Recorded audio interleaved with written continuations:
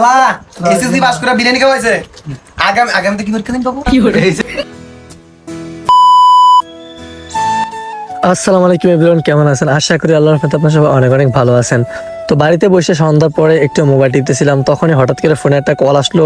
Call দিল ইব্রাহিম বলতেছে ভাই কই আছেন? আমি বলতেছি যে ঘরে আছি। বলতেছে ভাই তাড়াতাড়ি কেউ দোকানের সামনে আসেন। তো দোকানের সামনে গেলাম, দেখতেছি যে তারা সবাই একেবারে রেডি হয়ে আছে। তো আমি বললাম কি রে ঘটনা কি, তোরা রেডি হয়ে আছো? পরে বলতেছে যে ভাই আমরা তো এসএসসি পরীক্ষা পাস করছি, তো আপনারা শুনছেন, তো আমরা তিনজন মিলে ছোটখাটো আপনাদেরকে একটা পাঠিয়ে দেবো। তো যেই কথা সেই কাজ, তো সবাইকে নিয়ে চলে আসছি এখন আমরা বাজারে। তো বাজারে আসার পর এনামুল কাকা বলতেছে যে বারবার আমার ডাকতেছে আর কি। তো চলে আসলাম কাকার দোকানে একটু কাকার সাথে দেখা করে আবার চলে গেলাম আমরা মুদি দোকানে। তো দেখতে পাচ্ছেন মুদি দোকান থেকে যা যা লাগে, মানে বিরিয়ানি রান্না করবো আর কি, বিরিয়ানি রান্না করার জন্য যে সমস্ত জিনিস প্রয়োজন সেগুলো কেনার জন্য আমরা দেখতে পাচ্ছেন চাচার দোকান চলে আসছি। তো চাচা আমাদেরকে সবকিছু কিনে দেওয়ার পর কারেন্টটা হঠাৎ করে চলে গেল। তো কারেন্ট চলে যাওয়ার পর দেখতে পাচ্ছেন বাজারটা একেবারে অন্ধকার এবং এই মুরগির দোকানে কোনো লাইট ছিল না। তো দেখতে পাচ্ছেন আমরা এখানে মুরগি কিনে ফারুক তার হাতে টাকাটা দিয়ে দিল। তো টাকা পয়সা সবকিছু এখানে শোধ করে তারপর আমরা চলে গেলাম লেবু এবং শশা কেনার জন্য। তো দেখতে পাচ্ছেন শশার কোয়ালিটিটা তেমন ভালো না, তাও ভালো ভালো দেখে কিছু কিনলাম। তারপর দেখতে পাচ্ছেন এখন আমরা বাজারের থেকে বাড়ির দিকে রওনা দিলাম। তো দেখতে পাচ্ছেন বাড়িতে এখন অলরেডি চলে আসছি। তো বাড়িতে চলে আসার পর আমার ওরা বলতেছে যে ভাই আপনি কিন্তু রান্না করতে হবে। তো আপনারা হয়তো অনেকেই আমার অনেক ব্লগে দেখছেন যে আমি বিরিয়ানি রান্না করছি। তো আসলে আমার রান্না বান্না আসলে অনেকটা ভালো লাগে।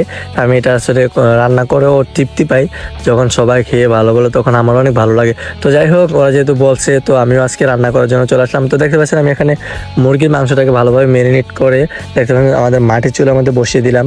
তো এদিকে দেখতে মুরগির মাংস কিন্তু হয়ে গেছে। তো দেখতে পাচ্ছেন আপনারা খুব সুন্দর করে আমি মুরগির মাংসটা রান্না করে ফেললাম। তো এদিকে কিন্তু আমার একেবারে শরীর মানে ঘেমে অবস্থা খারাপ হয়ে যাচ্ছে।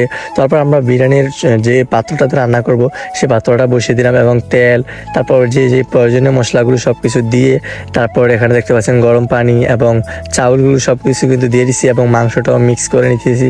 তো দেখতে পাচ্ছেন এখানে আমরা বিরিয়ানি মশলা অ্যাড করে দিলাম। তো এখানে এভাবে দিয়ে আমরা নাড়াচাড়া করতে থাকলাম কিছুক্ষণ পর আবার ঢাকনা উদাম করলাম। তারপর অলরেডি আমাদের অনেকক্ষণ পর বিরিয়ানিটা তৈরি হয়ে গেল। আসলে সবকিছু আমি ক্লিপগুলো শর্ট করে দিয়েছি, যার কারণে আপনারা দেখতে পাচ্ছেন। তো প্রায় দীর্ঘ 2-2.5 ঘন্টা কষ্ট করার পর আমাদের বিরিয়ানির লুক আপনারা দেখতে পাচ্ছেন। তো গাইস দীর্ঘ প্রায় 2-2.5 ঘন্টা কষ্ট করার পর দেখতে পাচ্ছেন আমার অবস্থা। এখন আমাদের বিরিয়ানিটা তৈরি হলো। তো আমরা একটু পর বিরিয়ানি পরিবেশন করবো, সবাইকে খাওয়া দাওয়া করাবো। তো অবশ্যই সম্পূর্ণ ব্লগটা আপনারা দেখবেন। আর আজকের ব্লগটা কিন্তু আপনারা জানেন কি উদ্দেশ্যে, অলরেডি আপনারা জেনে গেছেন। তো সবাই তাদের জন্য দোয়া করবেন, তারা যেন ভবিষ্যতে অনেক বড় বড় ডাক্তার, ইঞ্জিনিয়ার এগুলো হতে পারে। তার সাথে দোয়া করবেন। তো দেখতে থাকুন ব্লগটা এবং উপভোগ করুন। তো রান্না বান্না শেষ করে হাত মুখ ধুয়ে যখন ঘরে আসলাম তখন দেখলাম যে সবাই একেবারে খাওয়ার জন্য চলে আসছে। তো সবাই বসে পড়লো এবং আমি সবাইকে দেখতে পাচ্ছেন পরিবেশন করে দিচ্ছি। এক এক করে সবার প্লেটে আমি বিরিয়ানিগুলো বেড়ে দিচ্ছি এবং এখান থেকে শসা এবং লেবু দিয়ে ফারুক, ইব্রাহিম তারা সবাইকে পরিবেশন করতেছে। তো দেখতে পাচ্ছেন এখানে কিন্তু আমার বন্ধু শাকির, লোকমান এবং সজীব, তারপর আরও কিছু ছোট ভাই, তো সবাই কিন্তু আসলে ওদের সাধ্য মতো ওরা যারা যারা পারছে সবাইরে কিন্তু দাওয়াত দিছে। তো দেখতে পাচ্ছেন সবাই কিন্তু চলে আসছে, এখন সবাই একসাথে খাওয়া দাওয়া করবো। আসলে এই জিনিসগুলো আসলে মেমোরেবল, বুঝছেন? এই জিনিসগুলো খাওয়া দাওয়াটা বড় বিষয় না, এই যে বন্ধু বান্ধবের সাথে কিছু সময় কাটানো, এগুলো আসলে জীবনে সবসময় একটা স্মৃতি হিসাবে থাকবে। যখনই মনে পড়বে তখনই অনেক মিস করবো হয়তো এই দৃশ্যগুলো। তো যাই হোক, সবাই খুব এনজয় করতেছে, দেখতে পাচ্ছেন অনেক দুষ্টামি করতেছে। আর সজীব তো পুরাই কি বলবো, দেখেন সজীব কি বলে। আল্লাহ এসএসসি পাস করে বিরিয়ানি খাওয়াইছে আগামীতে কি পরীক্ষা দিন পাবো এসএসসি তো দিছিস বেটা এটা এসএসসি দিছিস, তারপরে এসএসসি পাস করার সময় তাতে এসএসসি দিব।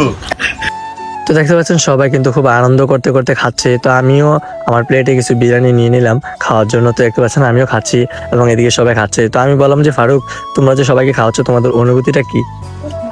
ফারুক, তোমাদের অনুভূতি কি? সবাই খাওয়াইতেছো? অনেক ভালো লাগতেছে, সবাই খাওয়াইতেছি, খাবারগুলো অনেক ভালো হয়েছে। এখন ওনারা কি বলে এটা দেখা যাক।